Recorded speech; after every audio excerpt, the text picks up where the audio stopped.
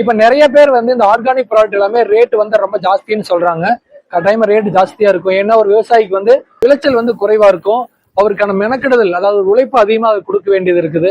அதனால அந்த விலையை அவர் நிர்ணயம் பண்ணி வித்தாதான் அவர் தொடர்ச்சியா அந்த துறையில வந்து பயணிக்க முடியும். இதுல மக்களுக்கு எப்படி என்ன நன்மை கிடைக்கும் அப்படின்னு பார்த்தோம்னா, நீங்க 1 கிலோ தக்காளி பயன்படுத்துற இடத்துல நீங்க ஒரு 1/2 கிலோ தக்காளி பயன்படுத்தினா போதும். ஒரு 2 கிலோ பயன்படுத்துற இடத்துல வெங்காயம் வந்தா நீங்க 1 கிலோ பயன்படுத்தினா போதும். ஏன்னா இது ஒரு ஆரோக்கியமான மண்ணிலையும் நல்ல ஒரு ஆர்கானிக் கண்டென்ட் அதிகமான மண்ணிலையும் இந்த பொருள் விளையறதுனால ஒரு பயிரினுடைய முழு திறன் அதில் இருக்கும். அது புளிப்பா இருந்தாலும் சரி, கசப்பா இருந்தாலும் சரி, காரமா இருந்தாலும் சரி, இல்ல இனிப்பா இருந்தாலும் சரி, எல்லாமே அதுல அளவுக்கு அதிகமா இருக்கும். ஸோ அப்ப என்ன ஆனா நீங்க பயன்படுத்தக்கூடிய அளவு வந்து குறைவா பயன்படுத்தினீங்கனாலே அந்த பொருளாதாரம் வந்து உங்களுக்கு வந்து ஈக்குவல் ஆயிக்கும். ஸோ அது வந்து உங்களுக்கு ஒரு ஆரோக்கியம். இன்னொன்று வந்து பொருளாதாரம் மிச்சமாகவும் ஆரோக்கியமான உணவும் இருக்கும். ஸோ அதனால வந்து நீங்க இது வாங்கி சாப்பிட்றதுனால உங்களுக்கு எந்த ஒரு நஷ்டம் வராது. எங்களுக்கு என்னன்னா நாங்க நேரடியா உற்பத்தி பண்ண பொருளை நேரம் விற்பனை பண்றாங்கிற ஒரு ஒரு திருப்தி மட்டும்தான்.